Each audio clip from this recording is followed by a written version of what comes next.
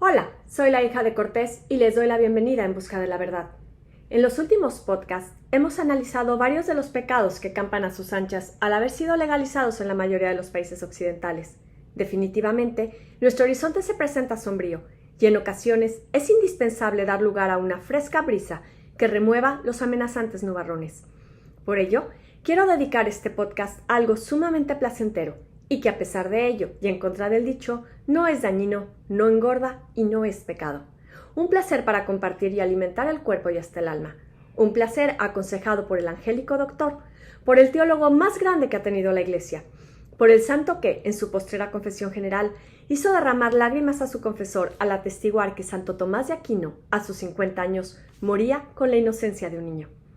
Sí, la extraordinaria mente del Aquinate le dedicó párrafos enteros al vino, escribiendo, entre otras cosas, que un hombre puede tener sabiduría no por abstenerse por completo del vino, sino por abstenerse de su uso inmoderado. En efecto, el vino, en cantidades moderadas, inspira y estimula, permitiendo el sano disfrute. Sin embargo, en exceso, lejos de contribuir al perfeccionamiento de la vida racional y moral del hombre, lo bestializa y además es bien sabido que la embriaguez, lejos de agrandar el disfrute, lo apaga por completo. Aquinas reconoce perfectamente que el ser humano, al ser una unidad compuesta de cuerpo y alma, necesita de algunos placeres sensibles y corpóreos, y para ello, ¿qué mejor que el vino? Porque los santos, bien se sabe, no son estoicos que huyen del placer por motivo de orgullo, ni puritanos que desconfían de él y lo rechazan. De hecho, nuestro admirado santo solía decir que la tristeza puede ser aliviada por una siesta, un baño y una buena copa de vino, para que luego digan que los santos son tristes, rígidos y aburridos. Y bueno, si de salud se trata, recordemos la frase de don Francisco de Quevedo y Villegas: para conservar la salud y cobrarla si se pierde, conviene alargar en todo y en todas maneras el uso de beber el vino, por ser con moderación el mejor vehículo del alimento y la más eficaz medicina. Cierto, el vino, que no es una droga, aunque muchas personas lo vean o hasta lo usen como tal, es un alimento muy saludable si se toma con moderación. Mas como cualquier alimento, por muy sano que sea, hay personas que deben, por salud y prudencia, abstenerse de él. Pero retrocedamos en la historia y conozcamos un poco del origen de este precioso líquido que alegra el corazón y aligera el espíritu. El vino es tan antiguo como el personaje bíblico de Noé, pues el cultivo de la uva y su fermentación se remonta a miles de años, aproximadamente 6000 a.C., y se cree que marcó las culturas de gran parte del antiguo Oriente Medio, siendo parte primordial de la cultura hebrea, así como de Babilonia, Sumeria y Egipto, en donde se han encontrado el registro de sus cosechas y ánforas llenas de vino con las cuales solían enterrar a sus faraones. En el refinado y sabio mundo clásico, el vino, como no podía ser de otra manera, tuvo desde hace miles de años un lugar preponderante en las culturas de Grecia y Roma. Y si el Imperio Romano, Occidente, le debe sus caminos, acueductos y hasta ciudades, no podemos más que reconocer y agradecer su sabiduría y buena mano al plantar viñas en los territorios conquistados, de manera especial en la ruta mediterránea. A la caída del Imperio Romano, la cultura del vino continuó siendo expandida por el antiguo Imperio Bizantino. Desafortunadamente, lo que no sucedió a la caída del Imperio Romano fue ocasionado por la propagación del Islam, que provocó casi la total extinción de la elaboración del vino en Oriente Medio y el norte de África. Sin embargo, gracias a la legendaria Ruta de la Seda, el vino se introdujo, de la mano de China, a las civilizaciones asiáticas aproximadamente en el siglo VIII después de Cristo. Al cristianismo se le debe no solo la conservación, sino el mejoramiento de la elaboración del vino en Europa. Debido a que el vino, junto con el pan, son los dos elementos esenciales en el santo sacrificio de la misa, el vino no podía faltar. Por ello, ante las frecuentes guerras que ponían en peligro los viñedos, eran los religiosos y monjes de todo tipo de congregaciones los encargados del cultivo y cuidado de las vides.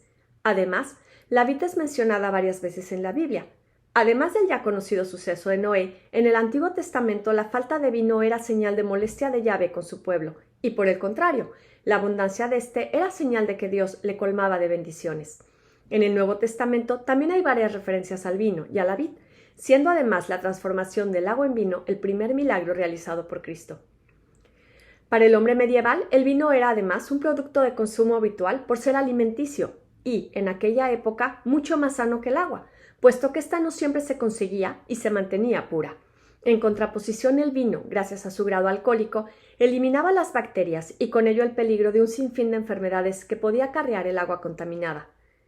Es en el Renacimiento donde la mejora y producción del vino da un nuevo salto en Europa.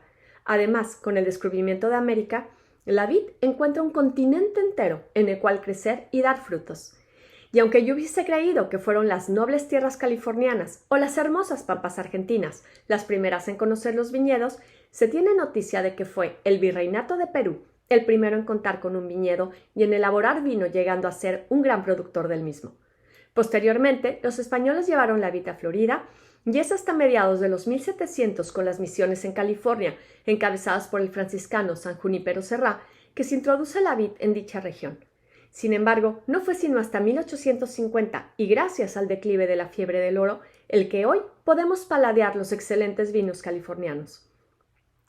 Mientras en Hispanoamérica la elaboración de vino se expandía poco a poco, en Europa su producción se acrecentó rápidamente, y es gracias al reconocido científico francés Louis Pasteur a quien debemos la ciencia, la técnica y el arte moderno de producir el vino. El vino, si es bueno, en compañía doblemente bueno, pues la más mínima y sencilla ocasión el vino sabe revestir de fiesta, y esperando que todos tengamos muchas cosas que celebrar, vayamos mientras tanto al origen del brindis. Se cree que éste tiene sus orígenes en la antigua Roma, donde se consideraba que el vino, al ofrecer una de las experiencias sensoriales más ricas, había que disfrutarlo con los 5 sentidos. El sentido del tacto sostiene la copa, la vista contribuye a apreciar su color y su cuerpo, el olfato sus aromas, el gusto cata todos los sabores, y para que el oído no falte, se introdujo la costumbre de chocar las copas. Si esta explicación no es satisfactoria, hay otra que encierra una razón mucho más pragmática. Esta es que el brindis surgió como medida de precaución, ya que en la época medieval, donde los envenenamientos eran bastante comunes, las personas chocaban las copas para que se derramase el vino de un vaso a otro, y así disminuir el riesgo de envenenamiento. Y para los amantes de la historia, está la versión que respalda el origen del brindis en la Alemania del siglo XVI, cuando en 1527 las tropas del emperador Carlos I de España y V del Sacro Imperio Romano Germano conquistan la ciudad de Roma. Durante la celebración de la victoria, los soldados exclamaron Ich bin dir, que significaría te lo ofrezco. Con el paso de los años, la expresión Ich bin se castellanizaría hasta el actual brindis. Disfrutemos de los buenos placeres de la vida y, sobre todo, permanezcamos bajo la guía y el amparo de aquel que es verdadero pan, verdadero vino y la única viña, para que podamos hacer realidad el Eclesiastés 9:7. Anda, y come tu pan con gozo, y bebe tu vino con alegre corazón, porque tus obras ya son agradables a Dios. Te espero aquí, en busca de la verdad, volvamos la mirada al cielo. Si te gustó, dale like, reenvíalo y suscríbete. Muchas gracias.